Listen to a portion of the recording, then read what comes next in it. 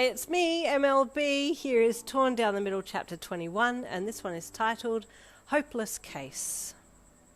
As the day progressed, you were feeling more and more torn about how things went down with Bakugou, and you warred with yourself over whether or not you'd said and done the right things.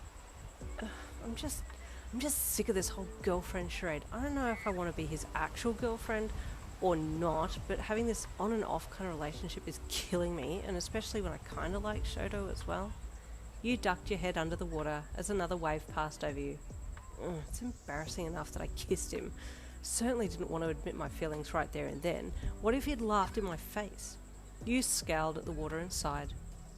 Hey, I'm sorry, a masculine voice said from beside you.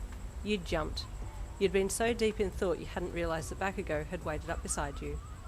Oh, I didn't hear you coming, you replied as you looked at him and then back to the water. It's okay, I'm sorry too. Wait, did you just apologise? You screeched, your eyes wide, flicking across to him and settling on his face. Yeah, I did. What of it? He grumbled. Well, I mean, you're the last person I would have thought would apologise for something, you said with a light laugh. He smirked. Yeah, I'm frickin' hardcore, but I know when to apologise. Fair enough, he said with a smile. Still kind of want to know what that kiss was for. I mean, I hugged you and all, he said, slightly softer than his usual abrupt tone, almost like a tsundere wall had been half knocked down and you could see a bit of vulnerability peeking through from the other side. I felt close to you, so my body just kind of acted on its own without me thinking, you mumbled, swishing your fingers in the water while you kept your eyes down. He stole a glance at you from the corner of his eye. Damn, she's super cute like this. Okay, he said. He didn't want to push his luck, and to be honest, he was happy with that reply for now. Yeah, well, I hugged you because I wanted to show you that I didn't find you annoying enough to not have you in my arms, he stated quickly, before turning and making a hasty retreat away from you. You whipped around and watched him leave. What? Is that his roundabout way of saying that he wanted to hug me because he actually wanted to? Is there a chance we could actually be together? Your mind was going 100 miles per hour. What if he asked me out for real? What would I say? That night, Mina suggested dinner by the fire, which you all thought was a great idea. Bakugou, Yin, can you get us some firewood? Mina called as she set up stuff for dinner, and Karishma collected rocks to make a circle pit for the fire. Yeah, sure, you called back, waiting for Bakugou to walk over to you before you both headed off into the bush nearby. Should we get big sticks or just lots of little ones? You asked Bakugou, making small talk. Mix, he replied, holding back a tree branch for you to walk past without it smacking you in the face. Aw, he's trying, you thought with a smile. Hey, do you have a type? You asked him suddenly, as he walked past you to push another branch back. What? What do you mean? He asked, looking back at you. I mean, do you have a type of girl that you like? You asked again, a little annoyed at having to repeat yourself. The question was embarrassing enough as it was. Yeah, he replied gruffly, not looking at you. Well, what's your type? You asked in a soft voice. I like girls with balls, he said. So you like dudes then? What? Or transvestites? The hell? You cackled. I'm messing with you, go on. Chick with balls, speaks her mind. Not too girly, but shows a soft side every now and again.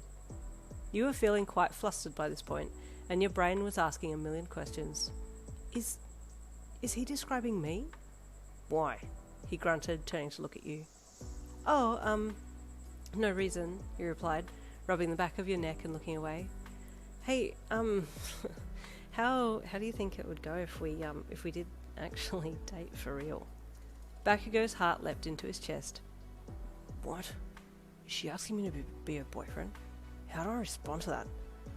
Hell, I like her, man. But I've never had a girlfriend before. His pause made you sweat bullets. Oh, I shouldn't have asked that. Time to yeet myself out of here ASAP. Trying to play it cool, Bakugou replied in the most tsundere Bakugou way possible and started with a sharp laugh. Would suck, right?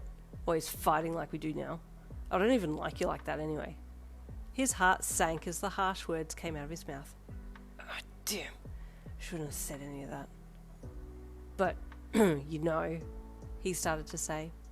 Okay, just stop, you said in an emotionless voice. I've heard enough. He looked at you. You had your head down, shoulders slumped, complete dejection swallowing your entire form. He had hurt you.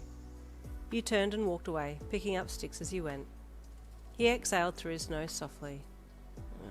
Damn, I think I did the wrong thing. It's funny, you were hurt, definitely, but it's like it was the last straw and there was no pain. You just felt dead, void of emotion, like you just didn't care anymore. You got back to the others at the makeshift fire site and gave them a big fake smile, handing the sticks to Kirishima, who set them out in an arrangement. Where's King Explosion Murder? Kaminari asked as he helped Jiro chop food. I don't know, getting bigger logs, I guess. Huh, figures, he replied with a snort and a laugh. Bakugou returned later with an armload of wood. You guys didn't look at each other. You'd made up your mind to move on. Room for one more? A velvety, smooth voice asked from behind where you'd sat down on the sand, and you spun your head around to see who it was. Shoto Todoroki was standing behind you in casual gear. A soft white button-up shirt that was left unbuttoned covered some of his torso, and blue and red boardies completed the outfit on the bottom half. You smiled brightly. Sure, come and join us. And there ends chapter 21. Stay tuned for chapter 22 coming tomorrow.